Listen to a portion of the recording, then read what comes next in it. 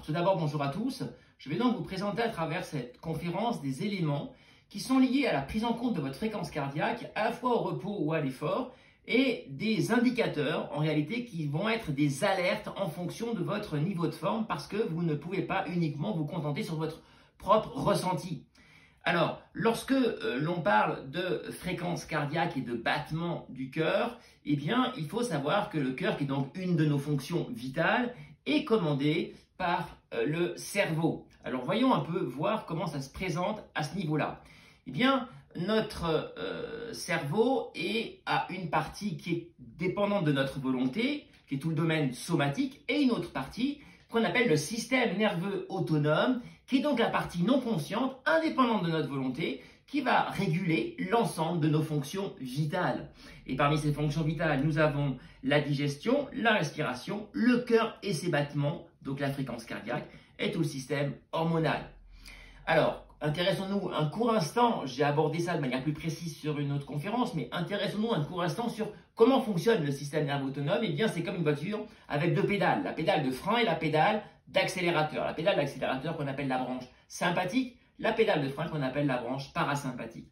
La pédale d'accélérateur, eh bien, c'est la commande qui va stimuler toutes nos fonctions vitales. Par conséquent, faire augmenter notre fréquence cardiaque à l'effort. Voilà, elle est commandée par deux neurotransmetteurs qui sont donc la noradrénaline et la très connue adrénaline. Côté pédale de frein, eh bien là c'est la branche donc calmante qui va donc avoir pour effet de baisser notre fréquence cardiaque après un effort notamment. Elle est commandée, elle, par un neurotransmetteur qui est donc l'acétylcholine. Intéressons-nous maintenant à différentes situations. Première situation, c'est la situation idéale par rapport à votre fréquence cardiaque. La fréquence cardiaque, elle dérive, c'est-à-dire qu'elle monte régulièrement, lentement. Plus votre effort est intense, plus elle va monter. Et finalement, vous allez toucher la fréquence cardiaque maximale. Là, on ne touche rien, on ne modifie rien. Vous êtes vraiment en très grande forme. Deuxième situation, c'est la première situation où ça pose un problème.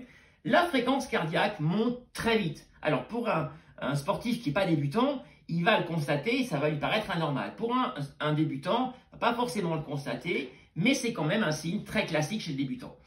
Alors, ou après, donc un sportif aguerri, après une très longue coupure, il va observer ce phénomène. Et là, il y a un problème en général de débit cardiaque, parce qu'on a une mauvaise adaptation à l'effort. Parce que très souvent, il faut bien se dire qu'avec vos montres cardio et les capteurs de puissance pour les cyclistes, eh bien, on se focalise là-dessus. On ne parle que de fréquence cardiaque et que de puissance. Mais on oublie que lorsque l'on parle de cardiovasculaire, on parle aussi d'une pompe, le cœur. Et le cœur, c'est pas uniquement un battement, c'est aussi un débit, c'est-à-dire aussi un volume qui va être éjecté de sang du cœur. Ce qu'on appelle le volume d'éjection systolique. Et le débit cardiaque, c'est le produit entre la fréquence cardiaque par rapport au volume. Si vous avez une pompe qui bat très très vite, mais que vous avez un tout petit débit, une toute petite sortie de sang qui va être éjectée de votre cœur, votre organisme aura peu de sang qui va circuler. Et qui dit peu de sang, ça veut dire que le moyen de transport de tout votre, en gros, nourriture qu'on appelle le substrat, c'est-à-dire à la fois de l'oxygène, à la fois les glucides, les lipides, les sels minéraux, les vitamines, tout cela qui est transporté par le sang, si le sang, il y a peu de circulation, il y aura à l'arrivée peu d'aliments, en quelque sorte, de substrat pour créer de l'énergie. C'est donc pas terrible. Et d'où l'importance de s'intéresser au volume d'éjection systolique. Alors, lorsque le sang ne peut pas éjecter beaucoup à chaque battement, pour compenser, qu'est-ce qu'il fait naturellement l'organisme? Il va se tourner vers la fréquence pour faire augmenter la rapidité de la pompe. C'est donc le signe qu'un cœur n'est pas assez musclé, n'est pas assez puissant. Et c'est une faiblesse de la contraction du ventricule qui éjecte le sang. Vous voyez ici, on voit que pour 5 litres, on a environ 5 litres de sang qui circulent par minute au repos, alors qu'on passe à 32 litres chez un élite en sport d'endurance. C'est énorme la différence. Et alors qu'on voit que chez un débutant, on n'est qu'entre 20 et 22 litres. Donc presque la moitié de sang circule. Et forcément, la moitié moins d'aliments, notamment d'oxygène, qui va arriver dans les cellules musculaires pour fabriquer de l'énergie, donc le mouvement. Alors là, qu'est-ce qu'on fait?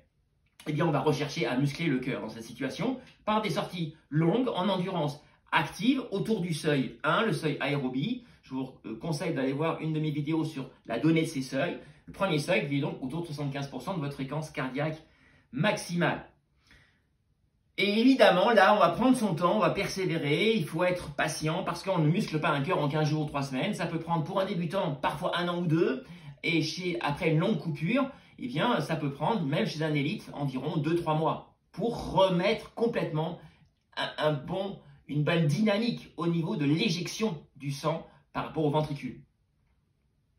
Situation numéro 2 qui pose problème, la fréquence cardiaque monte lentement, mais elle plafonne. Très souvent, on n'arrive même pas à arriver à 90% de la fréquence cardiaque maximale, ce qu'on appelle aussi le seuil 2. On arrive difficilement, et en tous les cas, on ne touche jamais la fréquence cardiaque maximale. Alors, là, dans ce cadre-là, 2 explications. Première explication, c'est le système parasympathique qui est hypertonique. La branche calmante a en quelque sorte pris un petit peu le dessus sur la branche boostante. La pédale d'accélérateur est un peu en berne par rapport à la pédale de frein. Et donc là, évidemment, le cœur peut pas, il va plafonner parce que lorsque on va demander énormément d'énergie par un effort intense, eh bien le système parasympathique va freiner. Deuxième explication, qui est un mauvais retour veineux avec des toxines qui vont s'accumuler au niveau de votre organisme. Alors maintenant, on va voir comment on va traiter cela. Première situation, le parasympathique est donc hypertonique, la pédale de frein est un peu trop puissante. Et alors, qu'est-ce qu'on fait? Eh bien, pendant une semaine, on va se calmer. On va retirer toutes les séances qui sont au niveau du seuil 2, donc les séances de forte intensité, on les retire. Et puis, dans un deuxième temps, on va mettre en place quelques séances, toujours au trait d'endurance fondamentale, mais on va placer des sprints hyper explosifs. L'intérêt des sprints hyper explosifs, c'est que ça ne va pas forcément emmener une très grande fatigue. En revanche, ça va booster tout le système hormonal, et notamment l'adrénaline qui intervient pour redynamiser la branche sympathique qui est un peu en dessous par rapport à la branche parasympathique. La pédale d'accélérateur a besoin d'être boostée. Eh bien, avec les sprints hyper explosifs, vous allez pouvoir booster votre pédale d'accélérateur du système nerveux autonome en dynamisant toute la partie hormonale.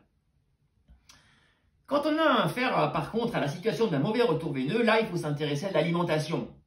Je ne vous cache pas que l'alimentation, c'est quand même souvent un domaine qui eh bien, n'est pas tout à fait bien abordé, notamment par les coachs qui ont souvent un manque de formation lié à l'alimentation, ou alors c'est très basique.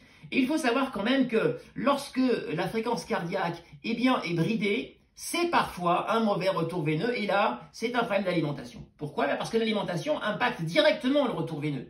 En effet, lorsque par exemple vous mangez des mauvaises graisses, trop souvent, eh bien vous allez perdre votre fluidité sanguine. Et notamment, si vous prenez des acides gras trans, des acides gras saturés, il faut favoriser les acides gras qu'on appelle polyinsaturés. J'aborderai ça dans une conférence tout prochainement. Mais c'est très important de le retenir. Deuxième élément qui peut provoquer un mauvais retour veineux, c'est un excès de sel, parce que le sel eh bien, va faire perdre votre élasticité au niveau des tissus. Et les tissus, c'est notamment, je pense, aux veines, aux artères, à tout le système cardiovasculaire. Eh bien, si l'élasticité est moindre, forcément, et le sang passera moins bien dans les tuyaux, pour faire court, et donc le retour veineux, donc des toxines pour être évacuées de l'organisme, eh bien, va mal se faire. Donc, très important de surveiller cela et baisser son taux de sel. Ensuite, le dernier élément qui lui aussi est très important parce qu'on n'en parle que dans le cadre des gels, par exemple antioxydants, mais pour des efforts qui durent 30-40 minutes. Et d'ailleurs, c'est très souvent du simple marketing parce qu'on n'en a pas forcément besoin. En revanche, c'est au quotidien qu'on pense à une nourriture antioxydante. Ce n'est pas forcément en prenant 2 gels à chaque fois que vous allez faire une sortie que vous allez avoir pour autant un organisme qui est parfaitement riche en antioxydants. Il faut y penser au quotidien dans votre nutrition. Pourquoi? Parce que avec l'effort, vous provoquez des déchets qu'on appelle les radicaux libres. Et ces radicaux libres sont des molécules qui vont oxyder, qui vont agresser l'ensemble de vos cellules. Et c'est ce qu'on appelle le stress oxydant. Or, une alimentation antioxydante va éliminer le plus possible, en tous les cas, ces radicaux libres. Et on le sait, les études ont été montrées, je vous les citerai dans mon article qui sera écrit sur mon site, des études ont été faites pour montrer que le stress oxydant a un impact direct sur le retour veineux. Situation numéro 3, la fréquence cardiaque au repos est très haute, mais elle se bride à l'effort. Alors là, quelle est l'indication? Eh bien, c'est le cas d'un surentraînement. Alors, je remonte, la fréquence cardiaque au repos très haute, la fréquence, elle est bridée à l'effort. Je ne peux pas monter guère plus au niveau du seuil 2, je le touche à peine. Là, c'est le système nerveux autonome avec ces deux branches qui sont en grande fatigue. Et donc là, c'est souvent la manifestation d'un fort stress, un surmenage, un manque de sommeil. Alors là, qu'est-ce qu'on fait? Eh bien, c'est le repos complet. Et ensuite, autre situation, cette fois-ci, la fréquence cardiaque descend très rapidement après un effort très intense. Donc là, on peut se dire, tout va bien. Effectivement, c'est plutôt un très bon signe. Parce que ça veut dire que le système parasympathique est très efficace et en même temps, la branche boostante, la pédale d'accélérateur est aussi efficace. Je monte très très vite dans les tours. Enfin, je monte dans les tours quand l'intensité est très élevée et ensuite, j'arrête mon effort et là, la pédale de frein, elle prend le relais pour faire baisser la fréquence cardiaque. Tout va bien, sauf si on constate dans cette même situation que quand même les performances sont en berne. Ça monte vite, mais j'avance pas vite. Et en même temps, je descends très vite et pourtant, c'est bizarre, ma fréquence cardiaque au repos, elle est très basse. Donc, et pourtant, je me sens en très grande fatigue. Ça arrive, c'est rare comme situation, mais les athlètes me disent, mais je comprends pas, je suis très fatigué, pourtant ma fréquence cardiaque au repos est très basse. Et bien là, c'est le cas du plus terrible des surentraînements. C'est-à-dire que là, on est dans un cas très grave, avec cette fois-ci le parasympathique, la pédale donc de frein qui a totalement pris le contrôle du cerveau, du système nerveux autonome, et donc qui gère tout. Et là, le problème, c'est que le surentraînement est très grave. Qu'est-ce qu'il faut faire? C'est un arrêt complet pendant au moins 2 semaines. Ça peut être beaucoup plus parce que c'est très très long pour remettre à niveau votre organisme. La reprise sera très progressive avec des séances très courtes, 20 minutes de marche, 30 minutes, 40, 45 minutes. Et c'est seulement dans un deuxième temps qu'on prendra la reprise avec des séances très courtes pour rebooster le système sympathique. Voilà, une dernière situation, ma fréquence cardiaque au repos est très haute, mais voilà, et en même temps, elle monte très vite dans les tours.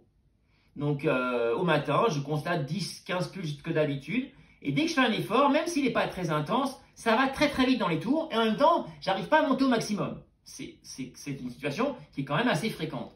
Et bien là, c'est souvent un signe d'infection. Donc là, il faut se poser la question, problème dentaire, maladie virale en vue, par exemple, ça, je l'ai constaté avant un épisode grippal, par exemple. Que faire? Eh bien là, c'est la même chose. On va déjà consulter le corps médical si on a un problème dentaire, si voilà, suspecter une carie, et puis ce sera le repos. Voilà, j'espère vous avoir donné quelques éléments concernant cet indicateur de la fréquence cardiaque. Il y en a bien d'autres, plus précis, par exemple la variabilité de la fréquence cardiaque, je l'ai abordé au cours d'une de mes conférences, qui est un peu plus précise pour repérer et affiner votre état de forme. Je rappelle donc que je fais des coachings à distance et que vous pouvez trouver évidemment toutes mes conférences sur ma chaîne YouTube et aussi mes produits énergétiques que je crée sur mon site. Merci à tous et très bonne journée.